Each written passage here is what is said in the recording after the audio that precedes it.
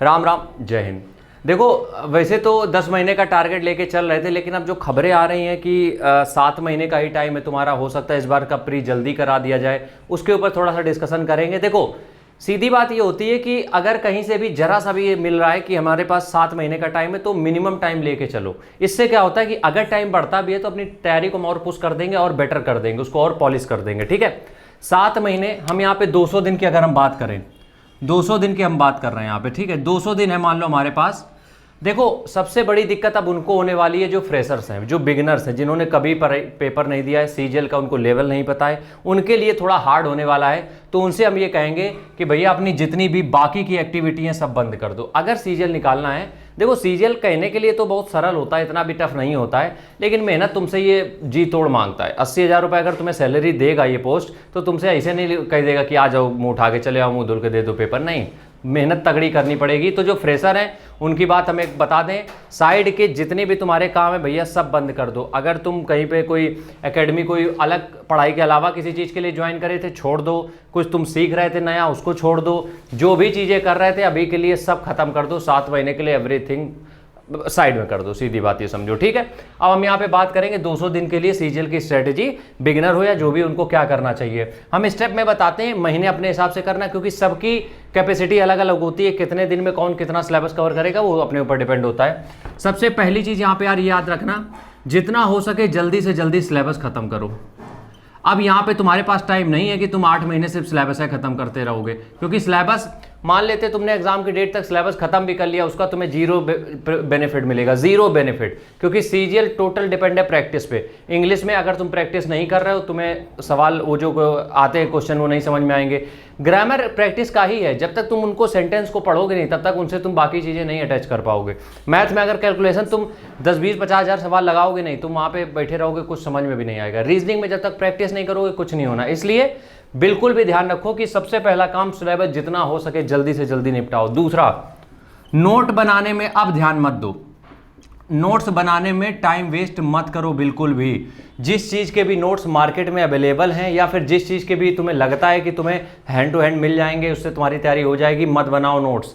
Math के जो तुम लोग नोट्स बनाते हो वो बनाने पड़ेंगे, क्योंकि यार उसको रिवाइज करना पड़ेगा जब भी कैलकुलेशन कर रहे हो। नोट्स किसके अब नहीं बनाने हैं? सबसे पहला जीएस के नोट्स नहीं बनाने हैं। जीएस के नोट्स नहीं बनाने हैं क्योंकि टाइम नहीं है इतना। जीएस के लिए लूसेंट है, उसको 10 बार पढ़ डालो, ठीक है। दूसरा, करंट अफेयर्स। करंट अफेयर्स के लिए मैगजीन, कुछ प्रकाशन है, इतनी मेहनत करते हैं, पब्लिशर इतनी मेहनत करते हैं, बिल्कुल डिटेल में करंट अफेयर्स दे देते हैं। 2 किताबें लाओ, चार्ट लो, खत्म काम। इसके नोट्स बनाओगे करंट अफेयर्स के तो यही बनाते रह जाओगे। ठीक है। तीसरा, ग्रामर। अब देखो, ये चीज़ें थोड़ी सी अभी, क्योंकि टाइम कम है अपने पास, इसलिए ग्रामर के नोट्स नहीं बनाने हैं, ग्रामर में प्रैक्टिस करनी है।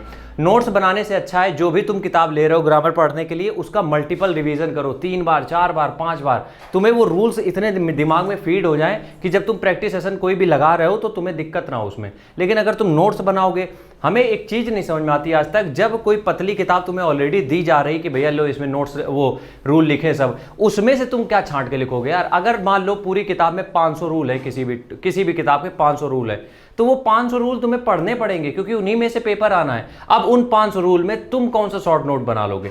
थोड़ी सी बुद्धि लगाओ। शॉर्ट नोट का मतलब ये नहीं होता है तुम अपना खुद का पब्लिकेशन खोल के किताबें छापोगे, नहीं। शॉर्ट नोट का मतलब जनरल स्टडीज में ज़्यादा होता है, मैथमेटिक्स में होता है। क्योंकि क्या होता है ना कि जब क्वेश्चन मास्टर पढ़ा रहे हैं तो जब तुम उनकी कैलकुलेशन देखते हो तो कैलकुलेशन से तो अपना लेना देना नहीं, क्योंकि वो तुम्हें खुद करनी है।